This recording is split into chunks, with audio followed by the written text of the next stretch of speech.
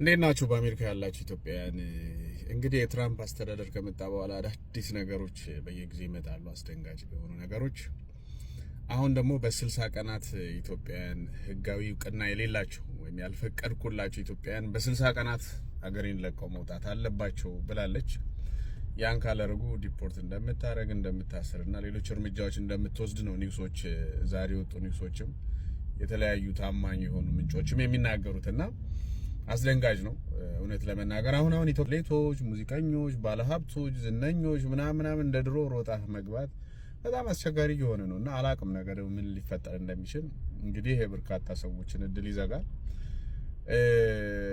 እንትን ይላል። ትንሽ አስቸጋሪ ነው። አሁን ላይ በየጊዜው የሚወጡ ህጎች ከባድ ናቸውና ለበለጠ መረጃ ግን አቅራቢያችሁ ያሉ ጠበቆችን ብታናግሩ ምን ማድረግ እንዳለባችሁ የሚጠቅማችሁን እነሱ እንደውም እንደ የነሱ የአሜሪካ መንግስት የሚለው እንደውም ቲኬትና $1000 እንደሚሰጥ ለሚወጡ ምናምን ብሏል።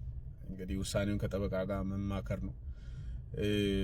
ከዛ በተረፈ ግን እድሉ ኖሯችሁ ፍቃድ ኖሯችሁ እዚህ ሀገር ሲቲዝንም ልትሆኑ ትችላላችሁ፣ ግሪን ካርድ ኖሯችሁ ቤተሰባችሁን ማምጣት እየቻላችሁ በተለያየ ምክንያት የታጠራችሁ ሚስት፣ ልጅ፣ እናት ምናምን ማምጣት እየቻላችሁ እስካሁን ያንን ያላደረጋችሁ ሰዎች አሁን ጥሩ አጋጣሚ ነው፣ በጊዜ ተጠቀሙ። ነገ የሚቀየረውን ህግ አታውቁትም።